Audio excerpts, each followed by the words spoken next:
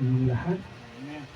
At ang revelation po na muli na maririnig niyo po sa gabi pong ito ay tungkol po sa kaganapan o pangyayari na naganap po na lindol po sa lugar po ng Mindanao.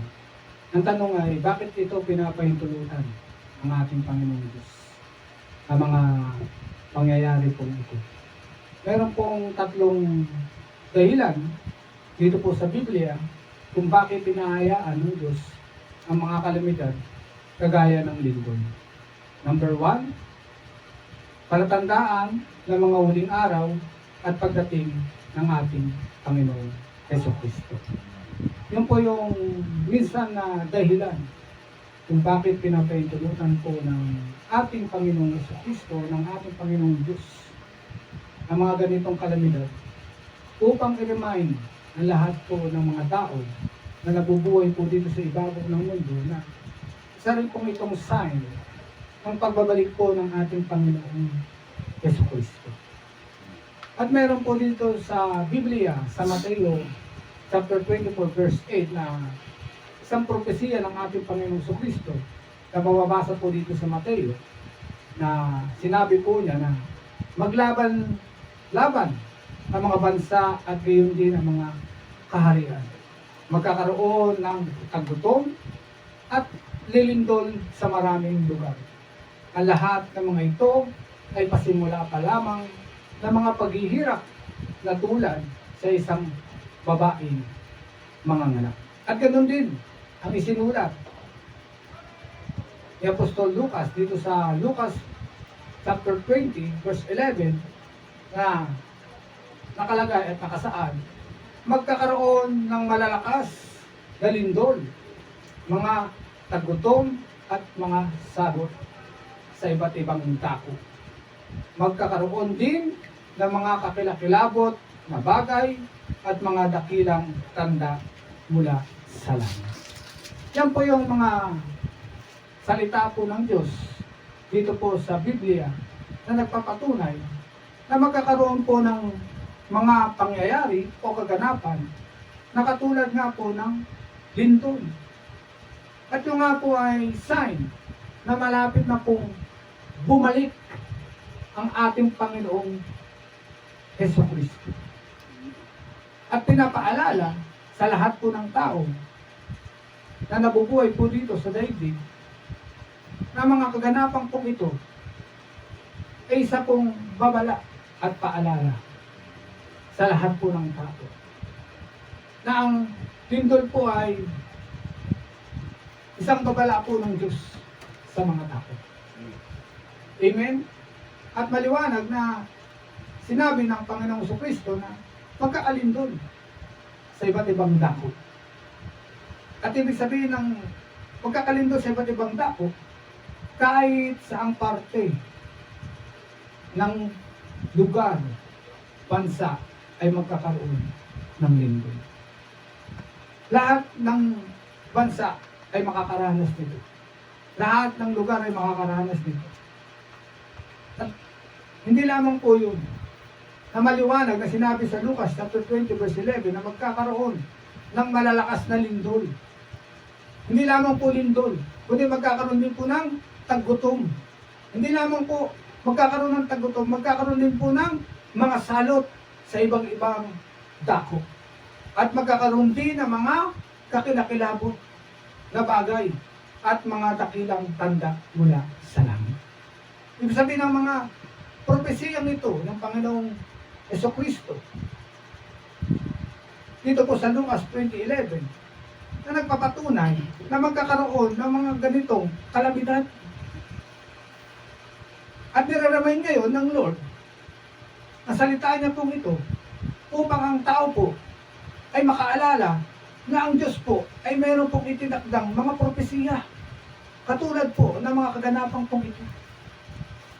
Kaya ang mga nagaganap na lindol sa iba't ibang parte ng bansa at lugar, ito po ay propesiya na ng ating Panginoong Jesucristo na magaganap sa hindi inaasahan.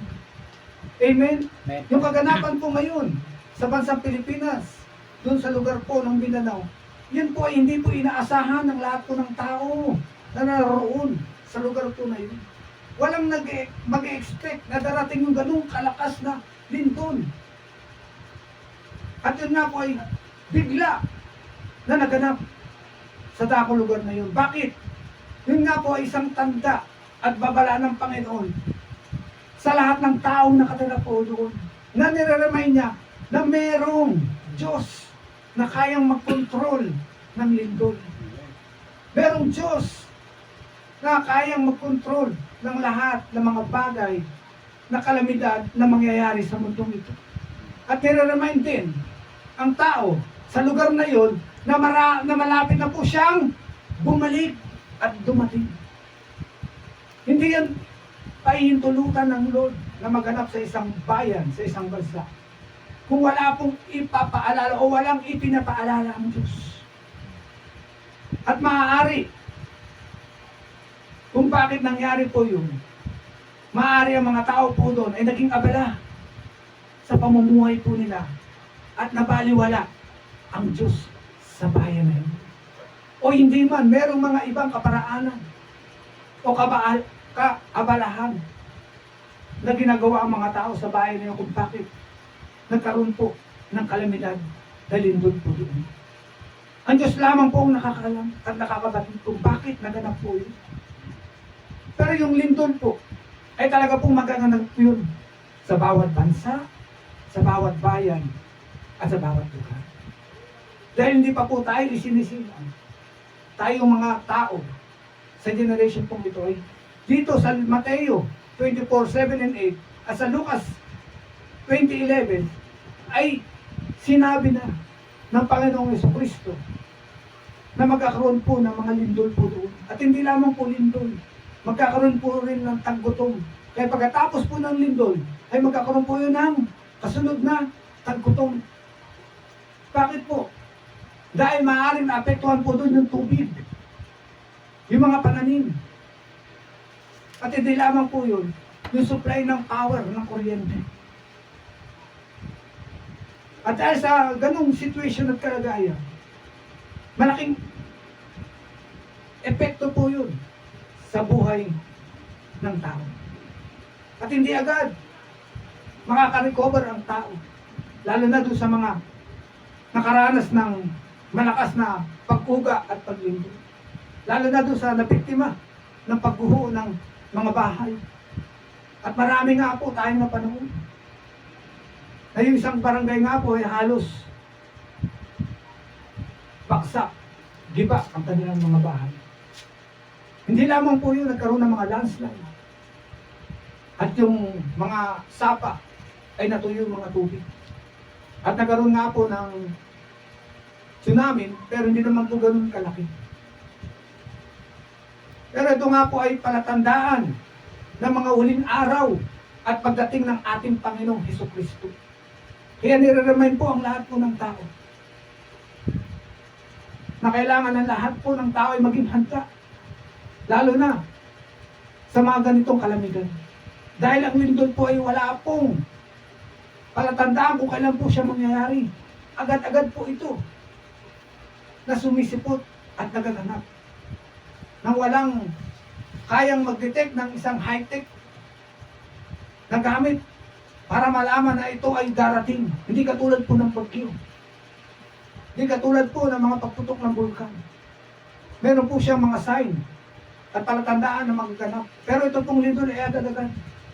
Kaya ito po ay isang paalala sa lahat po ng tao na sinasabi po na mga kaganapan pong ito na ang Diyos po ay malapit na pong dumating. Kaya be ready po ang lahat po ng tao. Lalo na po yung mga Kristiyano. Kaya dapat lahat po tayo ay lagi pong naka-ready. Lalo na po ngayon. Tayo pong mga naralito na hindi pa po nakakaranas ng ganong kalakas na lindol, ay kailangan maging handa po tayo. Maging ready po tayo. Ano pong kailangan pong gawin?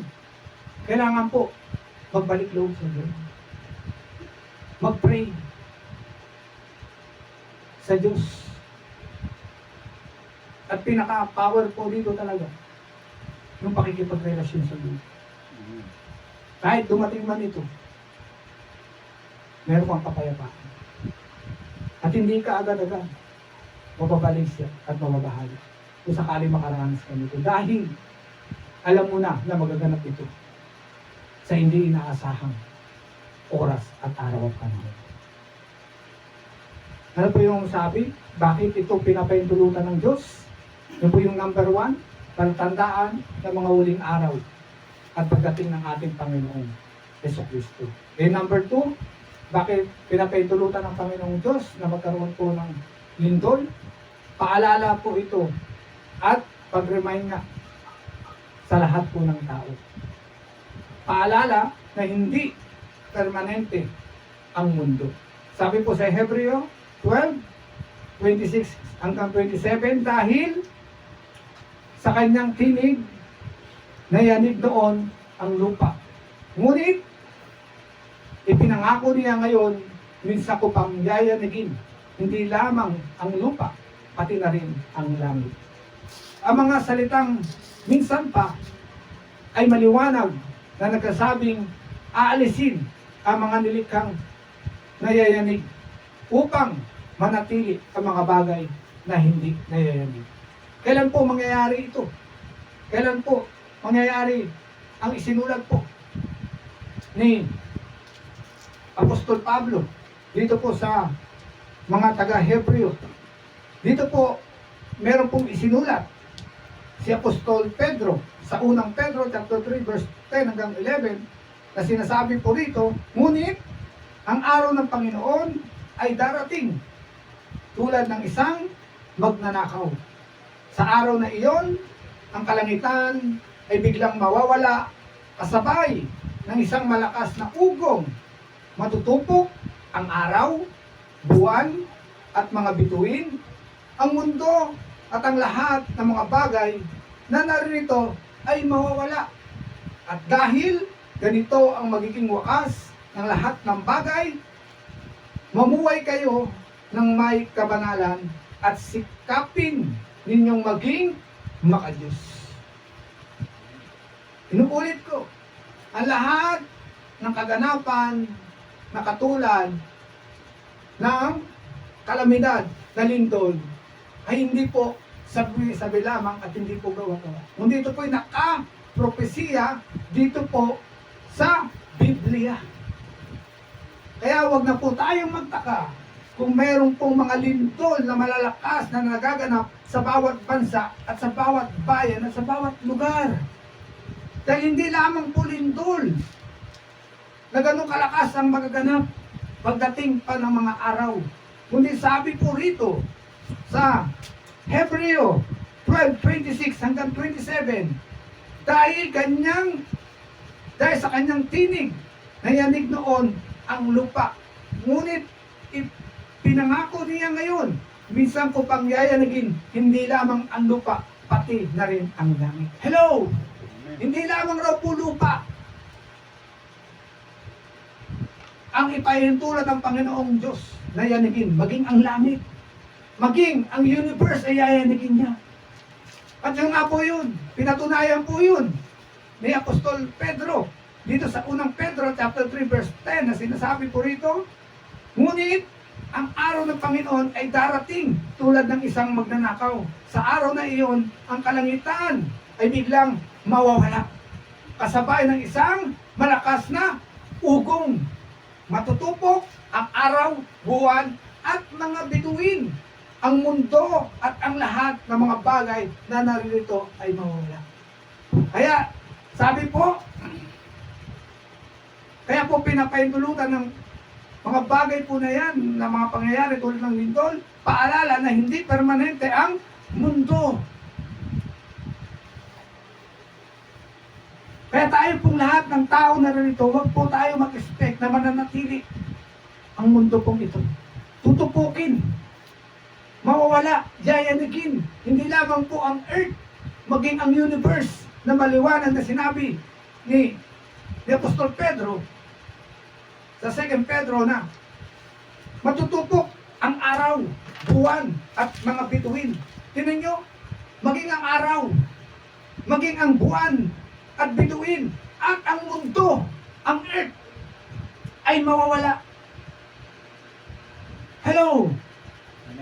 Kaya nire-remind tayo ngayon ng Diyos na kailangan manatili po tayo sa Kanya.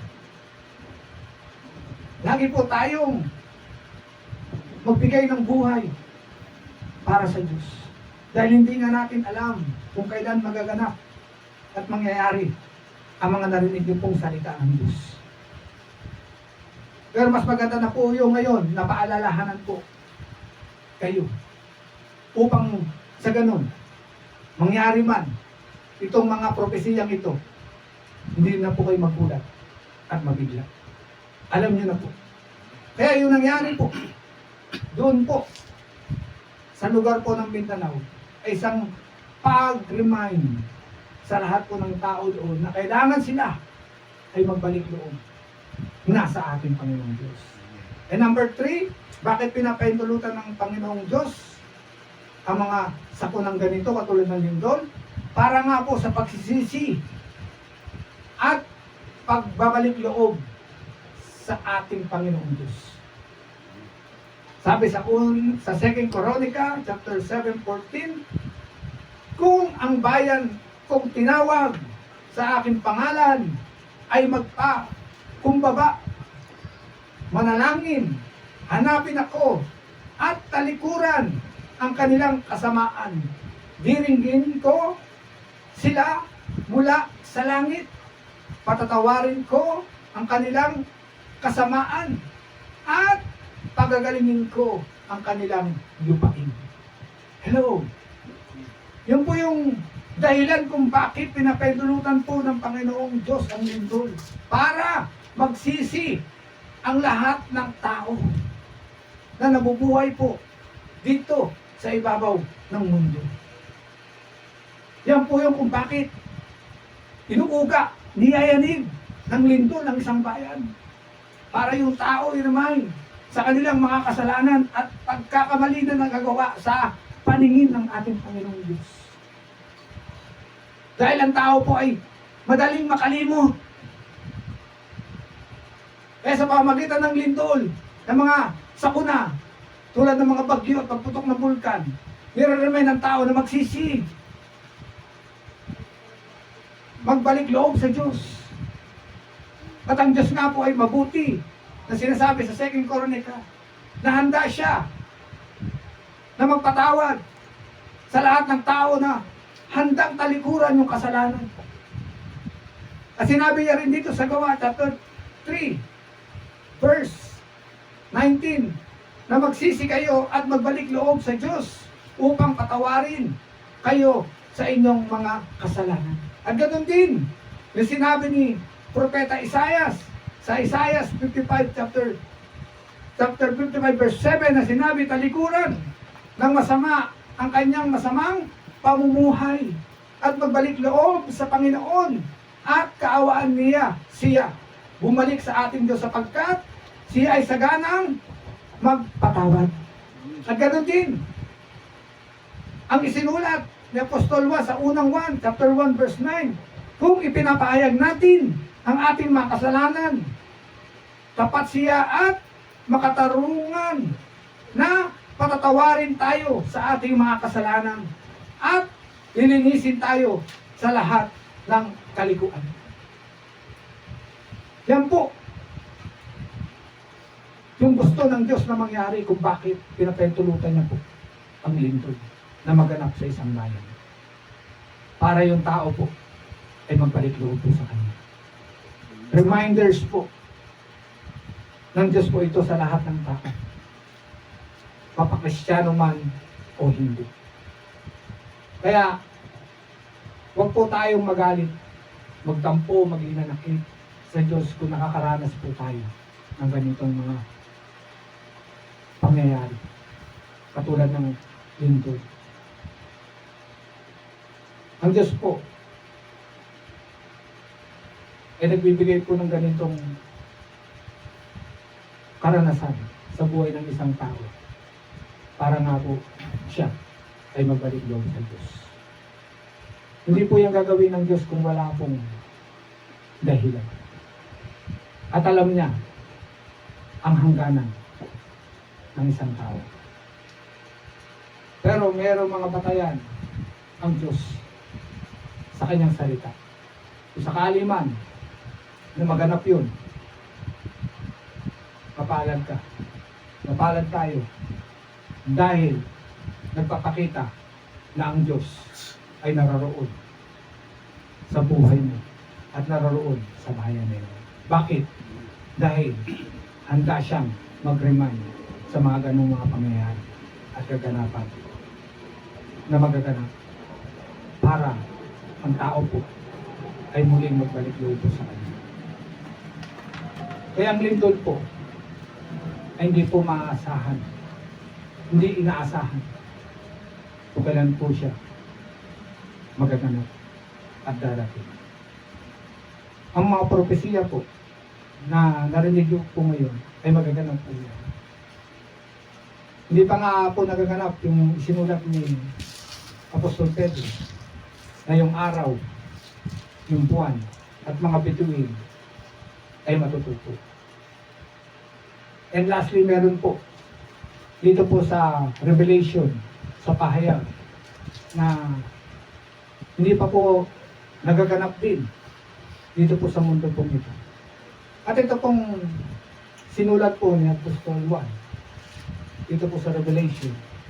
Ito pong lindol pong ito ay, ito na po yung pinakamalakas na lindol na magaganap dito po sa ibabaw ng mundo. At itong lindol pong ito ay walang intensity kung gaano siya kalakas. Ang lakas po nito ay super. Dahil ang lindol pong ito ay makakapag-down dapa lahat ng mga syudad at lahat ng mga building na nakatayo dito sa lupa. Nagbasahin po natin dito sa pahayag chapter 16 verse 17 hanggang 21. Pagkatapos nito, ibinuhos ng ikapitong anghel ang laman ng hawak niyang mangkok sa himpapawid at may nagsalita ng malakas mula sa tronong nasa templo. Naganap na at tumidlat, kumulog at lumindol ng napakalakas. Ito ang pinakamalakas na lindol mula pa nang likain ang tao dito sa lupa. Nahati sa tatlong bahagi ang malaking lungsod at nawasak ang lahat ng lungsod sa buong daigdig. Hindi nga nakaligtas sa parusa ng Diyos ang tanyag na Babylonia. Pinainom siya ng Diyos ng alak mula sa kopa ng kanyang matinding puot. Umalis ang lahat ng mga pulo at nawala ang lahat ng mga bundok. Umulan ng malalaking batong yelo na tumitimbang ng halos 50 kilo bawat isa. At nabaksakan ang mga tao at nilapastangan ng mga tao ang Diyos dahil sa nakakapangilabot na salot na iyon. Yan po yung pinakamalakas na lindol na magaganap po dito sa mundo na hindi pa po nagaganap. Kaya yung nangyari pong lindol sa lugar po ng Mindanao, kung ito pong babasayan na binasa po natin ay mahina pa po. Dahil sabi po rito sa verse 20, umalis ang lahat ng mga pulo at nawala ang lahat ng mga bundok. Hello. Eh nangyari po sa Jensen nag-iba lang po yung mga bahay. Pero naroon pa po yung kanilang mga bahay. Sabi din po dito, umalis ang lahat ng pulo. Ano po ba yung pulo? Katulad ng Pilipinas. Ilan po yung pulo ng Pilipinas? Umalis daw po lahat po yung pulo. Ibig sabihin, nang umalis, nagkahiwalay-hiwalay. At sabi, nawala ang lahat ng mga bundok. Ibig sabihin lahat ng bundok na nakikita sa generation po na yun ay mawawala. Ibig sabihin, totally collapse, down. Kaya sinabi ko, ito na po yung pinakamalakas na lindol. Kasi sinabi rin po dito, sa verse 18, tumidlat, kumulog at lumindol ng napakalakas. Ito ang pinakamalakas na lindol mula pa nang likain ang tao dito sa lupa. Yan. Yung salita po ng Diyos, propesiya, na isinulat po ni Apostol Juan dito sa pahayag. Kaya yung mga nagaganap pong lindol na malalakas mula pa noon hanggang ngayon, ay mahina pa po yan. Ang pinakamalakas na lindol na mararanasan po ng tao at ng mundo, ito pong nakasulat po dito sa pahayag, chapter 16, verse 17 hanggang 22. Na hindi pa po nagaganap. Bakit? Dahil hindi pa po dumarating ang Panginoon Jesus. Kapag malapit na po siya, dumating na po siya, maaaring mangyari ng pag naganap na. Reminders po ito sa lahat po ng tao. Na ang mundo po hindi permanente, na nakatayo po ito. At ang bundok po hindi permanente yung nakatayo po mga po. Maging yung mga building na nakikita nyo, kahit anong ganda po nito, gaano kataas man ito, hindi po ito permanente. At ito po ay totaling babaksak at magbubuho. Pagdating ng kaganapan ng propesiya ni Apostol Juan dito sa Revelation chapter 16 verse 17 hanggang 21. Tayo po'y manalangin. Amang Diyos na gumawa